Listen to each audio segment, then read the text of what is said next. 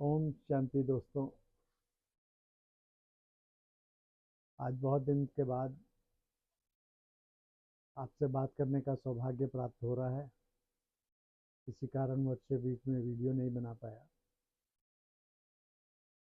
दोस्तों, ये पिछले 2 दिन त्यौहार के बहुत ही विशेष रहे।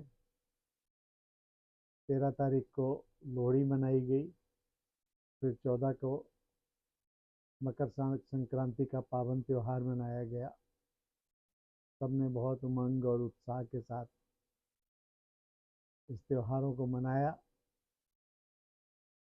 तो आइए थोड़ी सी इन त्योहारों के बारे में बात करते हैं, विशेषकर मकर संक्रांति के बारे में। दोस्तों, मकर संक्रांति को मकर संक्रांति क्यों कहा जाता है, इसके पीछे एक छोटा सा रहस्य है। वास्तव में सूर्य जब मकर राशि से उत्तरायण की ओर प्रवेश करता है और जिस दिन ऐसा होता है उस दिन को मकर संक्रांति कहा जाता है। और ये माना जाता है कि ये सबसे ठंडा दिन होता है इस विंटर सीज़न का, और इसके बाद से मौसम बदलना शुरू होता है और पीक के बाद, ठंड की पीक के बाद मौसम में कुछ गर्मी आनी शुरू हो जाती है और मौसम में बदलाव आता है, जिसके बाद ठंडक कम होने लगती है।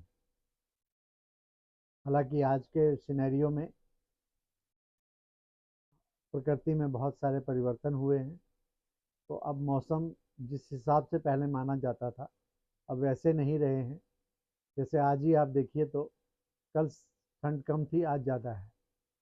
तो लेकिन पुरानी रीति के हिसाब से ये माना जाता है कि मकर संक्रांति के दिन तक ठंड जो है वो अपनी पीक पर होती है, उसके बाद ठंड कम पड़नी शुरू हो जाती है।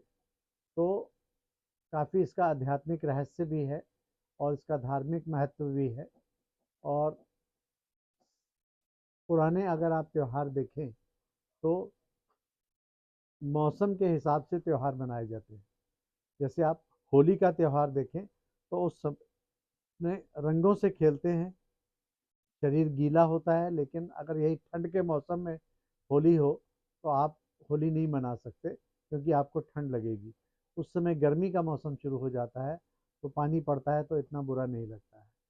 इसी प्रकार लोहड़ी का दिन भी जो मनाया जाता है, लोहड़ी की रात में अलाव जलाया जाता है, आग जलाई जाती है, और उसके पीछे भी यही कारण है कि ये सबसे पीक की ठंड का समय होता है और इस समय अलाव जलाकर शरीर को गर्माहट पहुंचाने का कार्य भी किया जाता है।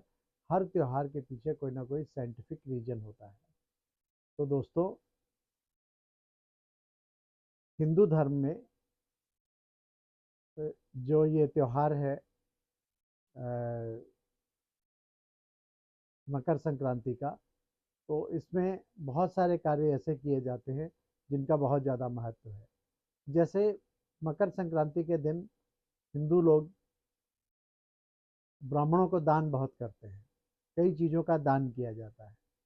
तो ये दान देने का अर्थ क्या होता है? दान देने का अर्थ ये है, वास्तव में दान देने का अर्थ तो ये है कि हमने अपने भीतर के विकारों को दान दिया और ईश्वर से हमने आशीर्वाद के रूप में, ब्लेसिंग्स के रूप में जो प्राप्तियां की, जो ज्ञान गुण और शक्तियां उस परमात्मा से मिली, वो हमारी असली ब्लेसिंग्स होती हैं।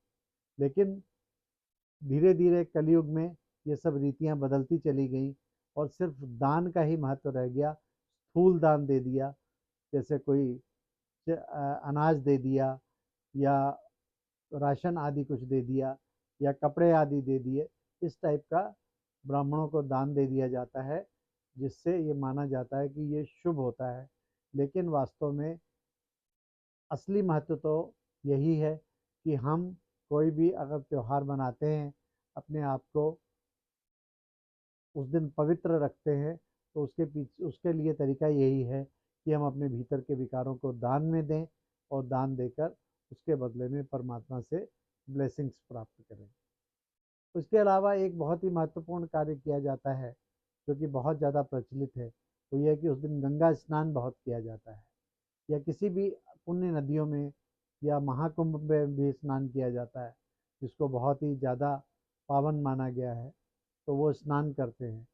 वहाँ भी उसके पीछे आध्यात्मिक रहस्य को अगर देखा जाए, तो अगर वास्तव में तो देखा जाए तो हिंदुस्तान में या भारत में शायद ही कोई व्यक्ति ऐसा होगा जिसने गंगा स्नान नहीं किया होगा, लेकिन इसके बावजूद पापाचार, अनाचार बढ़ता जा रहा है।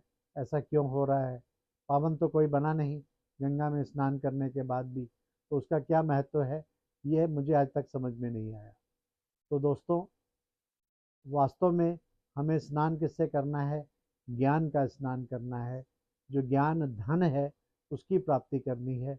अगर हम ज्ञान स्नान करेंगे, रोज़ अगर परमात्मा की वाणी को पढ़ेंगे, परमात्मा के जो डायरेक्शंस हैं उनको अगर हम पढ़कर, समझकर और जीवन में अप्लाई करेंगे, तभी उसका महत्व है। उसी से हमारे जीवन में परिवर्तन आता है, और वही हमारे लिए लाभदायी भी है। तो गंगा स्नान करने में कोई बुराई नहीं है, लेकिन गंगा स्नान करने से आज तक ना तो कोई पावन बना है, ना कोई पावन बनेगा। इसके अलावा खिचड़ी बनाई जाती है, एक और बहुत ज़्यादा। उस दिन खिचड़ी, इसको खिचड़ी का त्यौहार भी मकर संक्रांति को कहा जाता है, और लोग जो है खिचड़ी बनाकर और खाकर इतिश्री कर लेते हैं। पर वास्तव में इसका महत्व भी गंगा स्नान से ही जुड़ा हुआ है, या किसी भी नदियों के, पवित्र नदियों के स्नान से ही जुड़ा हुआ है। क्योंकि हम मानते हैं कि जब हम किसी पवित्र नदियों में स्नान कर लेते हैं, तो स्नान करने के बाद हम पावन बन जाते हैं, पवित्र बन जाते हैं, योगी बन जाते हैं। और जो पवित्र बन जाता है, उसे फिर वो कोई किसी भी तरीके का ज़्यादा गरिष्ठ भोजन खाना पसंद नहीं करता है, उसका जीवन सादा हो जाता है। खिचड़ी उसी सादे भोजन का प्रतीक है कि खिचड़ी से ज़्यादा सादा सादा भोजन कोई होता नहीं। हमने गंगा स्नान कर लिया, हम पवित्र बन गए, अब हम खिचड़ी का भोजन आज खाएंगे, यानी कि हम सादे भोजन को स्वीकार करेंगे। किसी भी तरीके के तामसिक, मांसाहारी या किसी गरिष्ठ भोजन को स्वीकार नहीं करेंगे, यानी कि सादे जीवन का ये प्रतीक है। इसके अलावा जैसे लोहड़ी की रात और उससे अगले दिन ही खिचड़ी का त्यौहार, यानी कि मकर संक्रांति का त्यौहार होता है। उस दिन अलाव भी जलाए जाते हैं, और अलाव जलाकर उसमें तिल को जलाया जाता है। उसमें तिल फेंके जाते हैं, तिल जलाए जाते हैं। तिल क्या है? तिल बहुत ही सूक्ष्म कण है। तो वास्तव में तिल जलाकर हम इतिश्री कर लेते हैं कि हमने आज पुण्य काम कर लिया, तिल को जला लिया, इससे हमारे पाप भी भस्म हो गए। लेकिन वास्तव में तिल जलाने से अगर किसी के पाप भस्म हो जाते, तो शायद हर रोज़ हम तिल जलाते और खुश हो जाते, और हमारे जीवन में कभी भी पाप और अनाचार कभी भी नहीं रहता। लेकिन दोस्तों, जैसे साल दर साल कलयुग का जैसे जैसे अंत आता जा रहा है, अनाचार, पापाचार बढ़ता जा रहा है, लोगों में विकारों की प्रविष्टता बढ़ती जा रही है। इतना सब कुछ धार्मिक क्रिया कर्म कांड करते हुए भी हमारे अंदर से ये बुराइयां कम होने के बजाय और बढ़ती जा रही हैं। उसके पीछे सबसे बड़ा कारण ये है कि हमने सिर्फ स्थूल चीज़ों को पकड़ लिया है, सूक्ष्म चीज़ों को छोड़ लिया है, उसके सूक्ष्म आध्यात्मिक अर्थ को हमने छोड़ दिया है। तिल का अर्थ है कि हमारे सूक्ष्म से सूक्ष्म विकार, जैसे मोटे मोटे 5 विकार हैं, काम, क्रोध, लोभ, मोह, अहंकार। लेकिन इसके अलावा इनके बाल बच्चे भी हैं, इसके सूक्ष्म अहंकार भी हैं, सूक्ष्म क्रोध भी है। सूक्ष्म रूप का क्रोध क्या है? रुआब है। सूक्ष्म अहंकार क्या है? मन में किसी के प्रति बुरी भावना रखना।